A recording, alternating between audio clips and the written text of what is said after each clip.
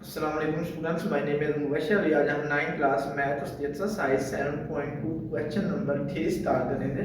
Question number 3 है find के so that the line joining A point हमें दिया हुआ है 7 3, बी पॉइंट दिया हुआ है के वॉक -6। अब इन दोनों पॉइंट से आपने स्लोप m1 फाइंड कर लेनी है और जो लाइन दिया सेकंड पॉइंट दिया सी, थर्ड सी और डी पॉइंट हमें दिया है, इससे स्लोप आपने m2 फाइंड कर लेनी है।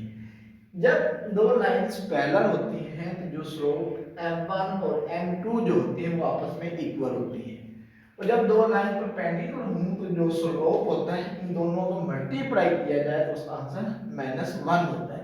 यानी उन दोनों स्लोप को आपने पैरेलल रखकर k की वैल्यू फाइंड करनी है और एक मरतबा परपेंडिकुलर लिखने के बाद k की वैल्यू फाइंड करनी है। तो यहाँ पर लिखना है slope of line, slope of line AB, जो AB लाइन है इसकी स्लोप को आपने m1 का नाम दे देना है। इसी तरह ये वाला पॉइंट जो हमारा ये x1 हो जाना है, ये वाला पॉइंट y1, ये x2 और ये वाला पॉइंट y2। तो स्लोप का फार्मूला होता है y2 minus y1 over x2 minus x1। Slope m1 is equal to, यहाँ से y2 जो है इसकी हमें वैल्यू दी हुई है -6, माइनस वैसे y1 की वैल्यू हमें दी हुई है 3 ओवर x2 की वैल्यू दी हुई है k माइनस x1 की वैल्यू दी हुई है 7।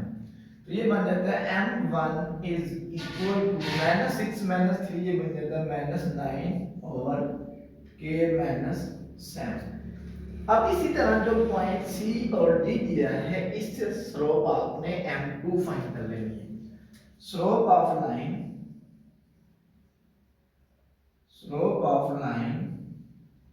CD, जो CD लाइन की स्लोप है इसे आपने नाम दे लेना है m2 था। उसी तरह ये हमारे पास अब x1 है, ये वाला पॉइंट y1, ये वाला पॉइंट x2 और ये वाला पॉइंट y2।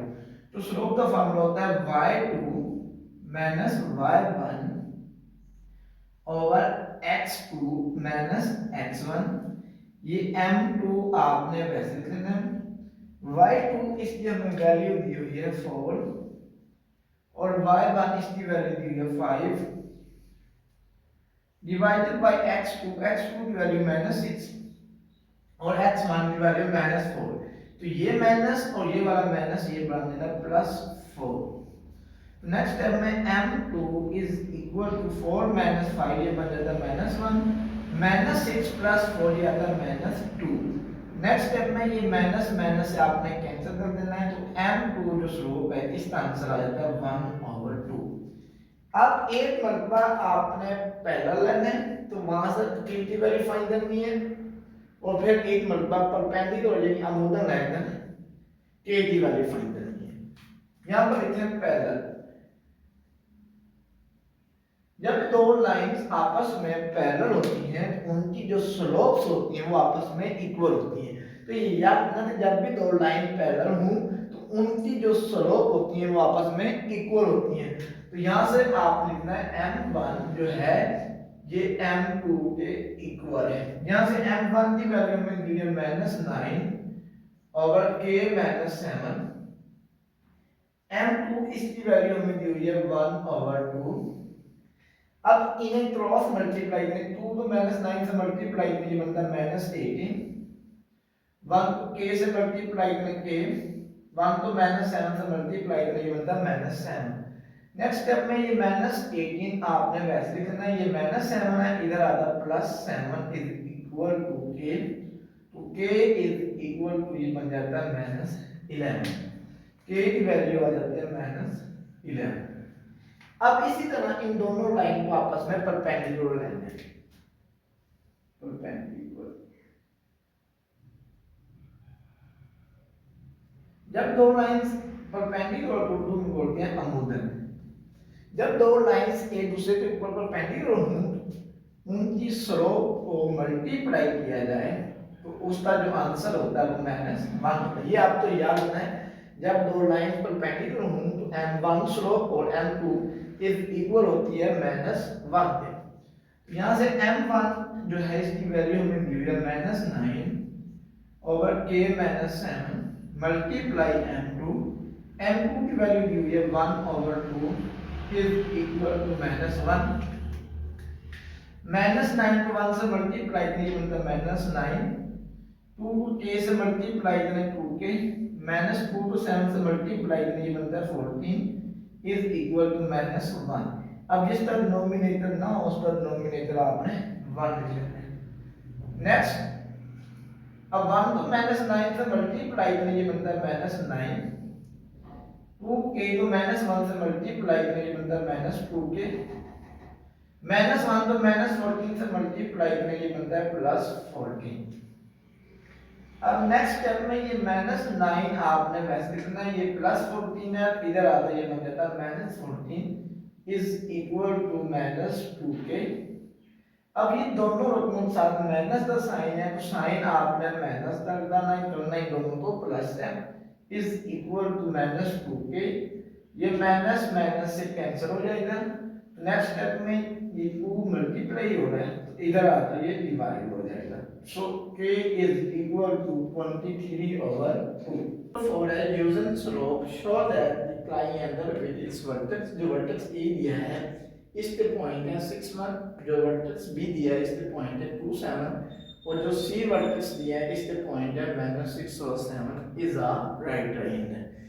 हमने स्लोप के जरिए शो करना है कि जो ये हमें वर्टेक्स दिए हुए हैं ये राइट ट्रायंगल के दिए हुए हैं। तो सबसे पहले पता होना चाहिए कि राइट ट्रायंगल क्या होती है। राइट ट्रायंगल ऐसी ट्रायंगल होती है जिसमें एक एंगल जो होता है वो 90 का होता है। जब एंगल 90 का हो तो दो लाइंस एक दूसरे के परपेंडिकुलर होती हैं। एक लाइन इस तरफ हो इस टाइम ये दोनों लाइंस एक दूसरे के परपेंडिकुलर होंगी। जब दो लाइंस एक दूसरे के ऊपर परपेंडिकुलर होती हैं तो जो उनकी स्लोप्स होती हैं उन दोनों को मल्टीप्लाई किया जाए उसका जो आंसर होता है वो -1 के इक्वल आता है। तो इसी तरह हमने पहले a और b से स्लोप m1 फाइंड करेंगे फिर b और c से स्लोप m2 फाइंड करेंगे और फिर स्लोप a और c से स्लोप m3 फाइंड करेंगे। स्लोप ऑफ ab निकालेंगे स्लोप ऑफ ab इसे आपने x1 का नाम दे देना है इसे आपने y1। इसी तरह ये वाला पॉइंट बन जाता है x2 और ये वाला बन जाता है y2। तो स्लोप का फार्मूला होता है y2 minus y1 over x2 minus x1।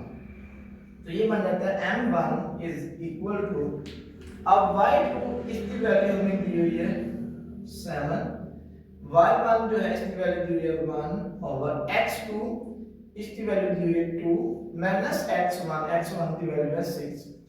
So m1 is equal to 7 में से 1 माइनस करें 6 2 माइनस 6 ये बन जाता है -4। नेक्स्ट स्टेप में m1 is equal to 2 3 are 6 2 2 are 4। तो m1 इसका आंसर आ जाता है -3/2। अब इसी तरह आपने b और c से स्लोप m2 फाइंड कर लेनी है। स्लोप ऑफ bc इसका फॉर्म होता है y2 minus y1 over x2 minus x1। तो ये हमारे पास बन जाता है ये पॉइंट x1 है ये वाला पॉइंट y1 ये पॉइंट x2 और ये वाला पॉइंट y2। अब y2 इसकी हमें वैल्यू दी है -7 माइनस y1 की वैल्यू है 7 और x2 जो है ये -6 है ये माइनस वैसे और x1 जो है ये 2 है। स्लोप ऑफ BC इसे आपने नाम दे देना है ये m2 है। तो m2 इज इक्वल टू -7 ये बन जाता है -14 -6 -2 ये बन जाता है -8 ये माइनस माइनस से कैंसिल हो जाता है। m2 is equal to 2 7 are 14 2 4 are 8 ये बन जाता है 7/4। अब इसी तरह आपने a और c से स्लोप m3 फाइंड कर लेनी है। Slope of AC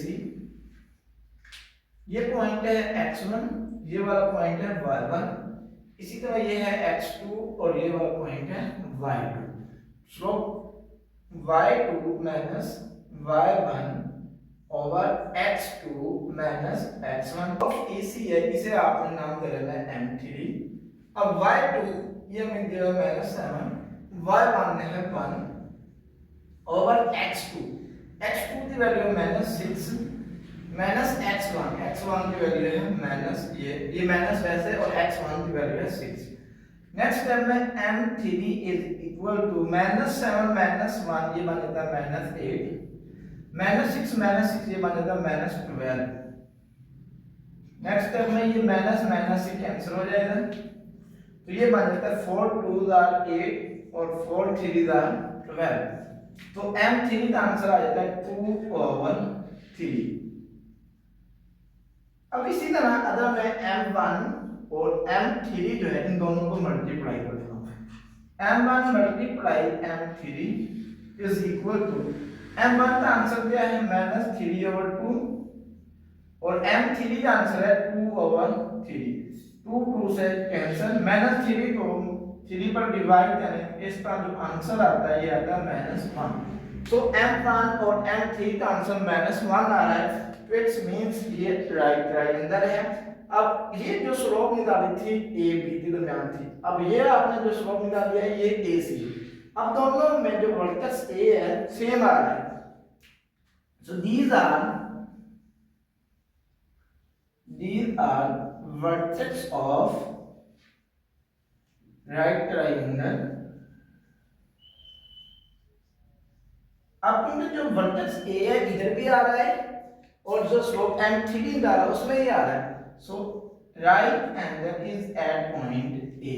so right angle is at point A. Point A पर इस वजह से राइट ट्रायंगल है क्योंकि जो आपने स्लोप m1 डाली है उसके अंदर भी पॉइंट वर्टेक्स ए आ रहा है और जो स्लोप m3 डाली थी उसके अंदर भी वर्टेक्स ए आ रहा था।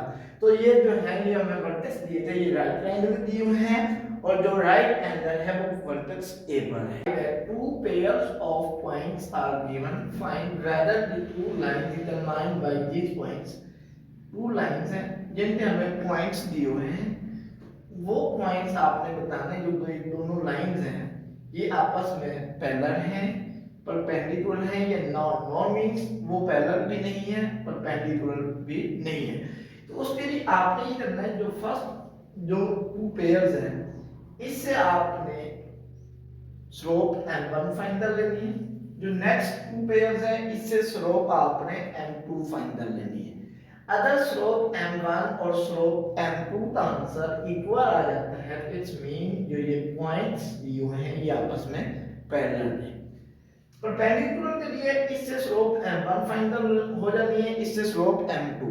अब इन दोनों को मल्टीप्लाई करना है, मल्टीप्लाई करने से आंसर -1 आ जाए तो इट्स मीन वो परपेंडिकुलर है। जब वो पैरेलल भी नहीं होंगे परपेंडिकुलर भी नहीं होंगे तो नॉन का ऑप्शन है। अब इसी तरह जो फर्स्ट टू पॉइंट है इससे आपने स्लोप m1 फाइंड कर लेनी है। तो यहाँ पर लिखते स्लोप, इसे आपने नाम दे लेना है m1 और जो फर्स्ट टू पॉइंट है इसे आपने यूज करना है यानी 1 -2 2 4। अब जो फर्स्ट पॉइंट है ये हमारे पास है x1, ये वाला पॉइंट है y1, ये है x2 और ये वाला पॉइंट है y2। तो स्लोप का फार्मूला होता है y2 y1 over x2 x1। तो m1 इज इक्वल टू, अब यहां से y2 जो है इस पर वैल्यू है 4, फिर -y1, अब y1 माइनस है ये माइनस और ये वाला माइनस, ये बन जाता +2 डिवाइडेड बाय x2 की वैल्यू है 2 -x1 इसकी वैल्यू है -1। तो ये बन जाता है m1 इज इक्वल टू 4 + 2 6, 2 में से 1 माइनस करें ये 1 आ जाता है। m1 इज इक्वल टू 6 यानी स्लोप जो m1 है इसका आंसर आ जाता है 6। अब जो टू नेक्स्ट पेयर दिए हुए हैं इससे आपने स्लोप m2 फाइंड कर लेनी है। वो पॉइंट्स हमें दिए हुए हैं 4 1 -8 2, यहां से आपने स्लोप m2 फाइंड कर लेनी है। स्लोप इसे आपने नाम दे देना है m2 is equal to y2 minus y1 over x2 minus x1। अब यहाँ से y2 की वैल्यू है 2 माइनस y1 इसका आंसर वैल्यू है 1, x2 जो है इसकी वैल्यू है -8 और x1 जो है इसकी वैल्यू है 4। तो ये माइनस वैसे ये 4 आ जाता है। यहाँ से बन जाता है m2 इज इक्वल है 2 में से 1 डाला 1 -8 -4 ये बन जाता है -12।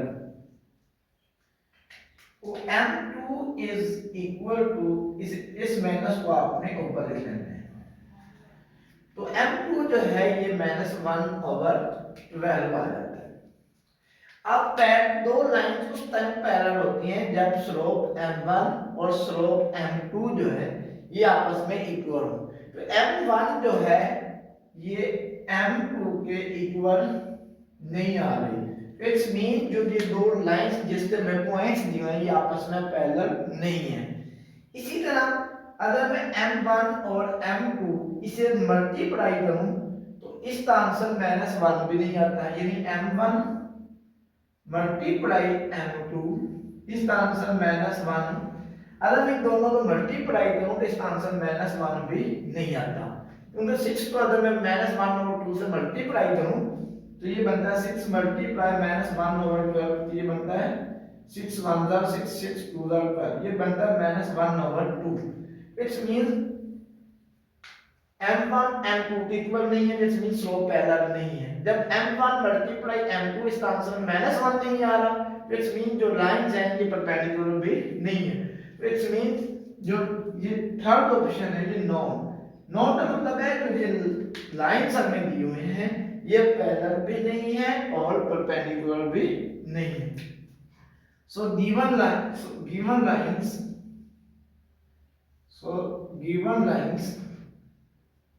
neither